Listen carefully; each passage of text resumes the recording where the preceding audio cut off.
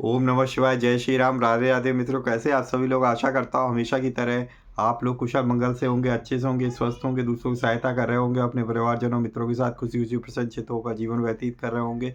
ऐसी दुआएं मनोकामना मैं भगवान से आप लोगों के लिए हमेशा से करता हूँ। मैं अंकित आप सभी लोगों का आपके अपने चैनल में हार्दिक स्वागत करता हूँ, अभिनंदन करता हूँ। दोस्तों, आज आपके सामने फिर से प्रस्तुत हूँ। आज हम लोग इस सेशन में जानेंगे कि जो तीर्थ है, तीर्थ के भी कई सारे टाइप्स होते हैं, वो कितने प्रकार के होते हैं। तो दोस्तों, आज हम लोग देखेंगे शास्त्रों में जो प्रमाण मिलता है। ठीक है, बहुत सारे प्रमाण है हमारे पास पद्म पुराण में, स्कंद पुराण में, और साथ ही साथ श्रीमद् भगवद गीता में भी। ठीक है, तो हर एक का रेफरेंस लेके आज एक पुस्तक है तीर्थांक, जो कि कल्याण का अंक है। उसमें जो है ना समाहित करके बताया गया है कि कौन कौन से विशेष 6 तीर्थ हैं, उनके 6 तीर्थ प्रकार हैं हमारे पास तीर्थों के। ठीक है, तो चलिए देखते हैं कि कौन कौन से तीर्थ हैं। ठीक है, और क्या उसका मतलब है। ठीक है दोस्तों, तो चलिए बिना देर करते हुए सर्वप्रथम हम क्या करेंगे, हमेशा की तरह भगवान गणेश जी का आवाहन करेंगे, उसके बाद हम लोग स्टार्ट करेंगे। तो वक्रतुंड महाकाय सूर्यकोटि समप्रभा निर्विघ्नं कुरु मे देव सर्वकार्येषु सर्वदा। जय श्री गणपति बप्पा मोरया। तुमेव माता च पिता तुमेव बंधु च सखा तुमेव विद्या द्रविड़म तुमेव सर्वम मम देव देवो। जय श्री गणपति बप्पा मोरया। तो चलिए स्टार्ट करते हैं। तो ये है दोस्तों हमारे पास तीर्थांक, कल्याण प्रेस का अंक, जिसका कोड है 636। 636 इसका कोड है। ठीक है, इसी में हमारे पास वर्णित है कि वो 6 तीर्थ कौन कौन से हैं। ठीक है, तो चलिए बिना देर करते हुए हम लोग स्टार्ट करते हैं। सियावल रामचंद्र की जय। ओम नमो नारायण, हर हर महादेव। चलिए मैं आपको बताता हूँ 6 तीर्थ में जो हमारे पास दोस्तों पहला तीर्थ है वो है भक्त तीर्थ। भक्त तीर्थ का रेफरेंस मिलता है श्रीमद् भगवद गीता के इस श्लोक में। तो यहाँ पे आप देखिए इसका हिंदी अनुवाद बता। युधिष्ठिर जी भक्त श्रेष्ठ विदुर जी से कहते हैं कि आप जैसे भागवत भगवान के प्रिय भक्त स्वयं ही तीर्थ रूप होते हैं, आप लोग अपने हृदय में विराजित भगवान के द्वारा तीर्थों को भी महातीर्थ बनाते हुए विचरण करते हैं। मतलब यहाँ पे युधिष्ठिर जी विदुर जी को बोल रहे हैं कि आप जैसे भागवत के, आप जो मतलब इतने भागवत भागवत भगवान जी के प्रिय है इतने, वो स्वयं ही अपने आप में क्या होते हैं, तीर्थ रूप होते हैं। जो बहुत बड़े भक्त हुए हैं दोस्तों, वो अपने आप में एक क्या है, भक्त तीर्थ है। उन भक्तों के भी अगर हम दर्शन मात्र कर लेते हैं तो हम लोग का उद्धार हो जाता है। दूसरा है दोस्तों गुरु तीर्थ। गुरु तीर्थ का वर्णन मिलता है दोस्तों पद्म पुराण के भूमि खंड में।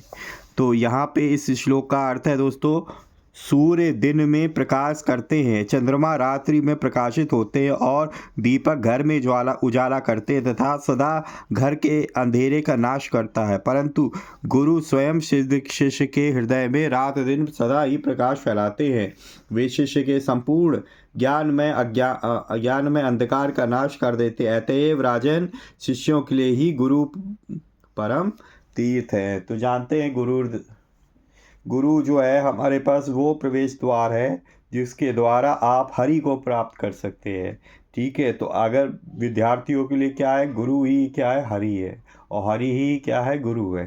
ठीक है दोस्तों, तो ये हमारे पास गुरु तीर्थ है। फिर हमारे पास है माता पिता, जिन्होंने हम लोगों को दोस्तों जन्म दिया। माता पिता के तीर्थ से बढ़कर कोई भी नहीं है। इसमें हमारे पास एक कथा भी आती है कि जब भगवान शिव ने और पार्वती जी ने, ठीक है, और जो है सभी देवगणों के बीच में हुआ कि हमारे पास कौन सबसे बड़ा है, कार्तिकेय जी या फिर गणेश जी। तो हमारे पास ये उनसे कहा गया कि ठीक है, जो इस पृथ्वी का 7 बार चक्कर लगा के आएगा, सबसे पहले यहाँ पे वापस आएगा, वो आपके पास देवों में वो हमारे पास बड़ा है। ठीक है, तो क्या किया, कार्तिकेय जी ने अपनी मयूर की सवारी पे बैठ के और वो अपना निकल गए करने के लिए। गणेश जी ने कुछ नहीं किया, अपने मूसा की सवारी पे बैठ के 7 बार माता पिता के, शिव पार्वती माता के चक्कर लगा लिए और कह दिया कि मैंने अपने सारे तीर्थ और अपने पृथ्वी की 7 बार परिक्रमा कर ली। तो ये जो हमारे पास माता पिता हमारे जिन्होंने हमें जन्म दिया है, जिन्हें हमें पाल पाल पोस के बड़ा किया है, वो ही हमारे सारे तीर्थ हैं। अगर हम उनके जीवन भर रक्षा कर लें और कहीं भी ना जाए, कहीं भी मंदिर वंदिर कुछ भी नहीं, तो भी हमारे पास क्या होगा, कल्याण हो जाएगा। तो इसका विवरण भी दोस्तों हमारे पास पद्म पुराण के भूमिखंड में मिलता है। पुत्रों के इस लोक और परलोक के कल्याण के लिए माता पिता के समान कोई तीर्थ नहीं। माता पिता का जिसने पूजन नहीं किया है उसे वेदों से क्या प्रयोजन है, उसका उस वेदाध्ययन व्यर्थ है। पुत्र के लिए माता पिता का पूजन ही धर्म है, वही तीर्थ है, वही मोक्ष है और वही जन्म का शुभ फल है। पांचवा है दोस्तों पति तीर्थ।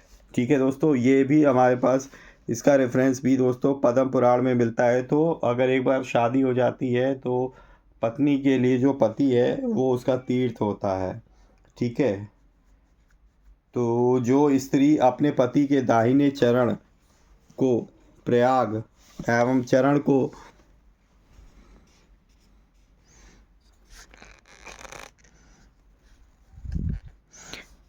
को पुष्कर समझकर पति के चरणोदक से स्नान करती है, उसे उन तीर्थों के पुण्य स्नान का पुण्य प्राप्त होता है। ऐसा स्नान प्रयाग तथा पुष्कर के स्नान करने के सदृश है, इसमें कोई संदेह नहीं है। पति सर्व तीर्थमय और सर्व पुण्यमय है। ठीक है, तो एक पत्नी के लिए पति ही क्या है, तीर्थ है। अगर वो जिंदगी भर उसकी अच्छे सेवा करेगी तो वो उसके लिए वही तीर्थ बन जाता।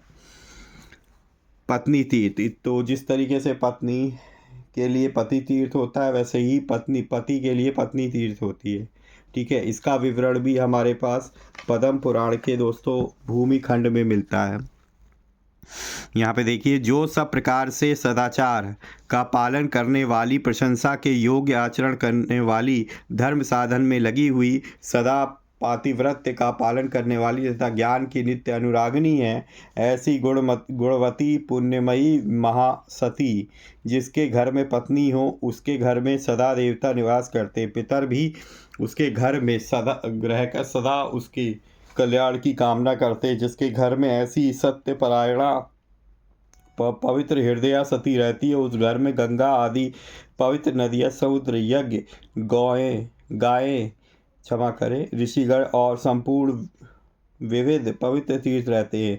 कल्याण तथा उद्धार के लिए भार्या के समान कोई तीर्थ नहीं है, भार्या के समान सुख नहीं है और भार्या के समान पुण्य नहीं है। तो जैसे ही पत्नी पति की सेवा करती है तीर्थ समझ के, वैसे ही पति को पत्नी की भी सेवा करनी चाहिए। ठीक है, उनका ख्याल रखना चाहिए। ठीक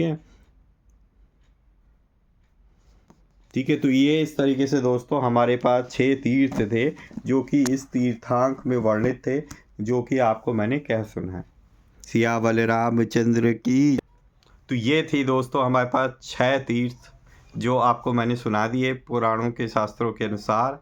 अगर आपको वीडियो अच्छी लगी है तो प्लीज़ वीडियो को लाइक करना ना भूलें और अपने परिजनों मित्रों के साथ ज़रूर शेयर करें ताकि लेटेस्ट से लेटेस्ट वीडियो की इन्फॉर्मेशन उन तक पहुंच सके और वो भी कुछ जानकारी प्राप्त कर सके। और अगर आप पहली बार मेरे चैनल पे आए हैं और इस तरीके के कंटेंट और जानकारी प्राप्त करना आपको अच्छा लगता है तो आप मेरे चैनल को सब्सक्राइब कर सकते हैं। मैं इसी तरीके के कंटेंट आप लोगों के लिए लाता रहता हूँ और बेल आइकन को जरूर प्रेस करें ताकि लेटेस्ट से लेटेस्ट वीडियो की इन्फॉर्मेशन आप तक तुरंत ही पहुंच सके। ठीक है दोस्तों, तो इसी तरीके से आप भगवान की भक्ति करते रहिए, अपने परिवारजनों मित्रों के साथ खुशी खुशी जीवन व्यतीत करिए और हाँ, हमेशा की तरह किसी न किसी एक पर्सन की हेल्प करने की जरूर कोशिश करिए। मिलेंगे नेक्स्ट वीडियो में, तब तक के लिए जय श्री राम, राधे राधे मित्रों।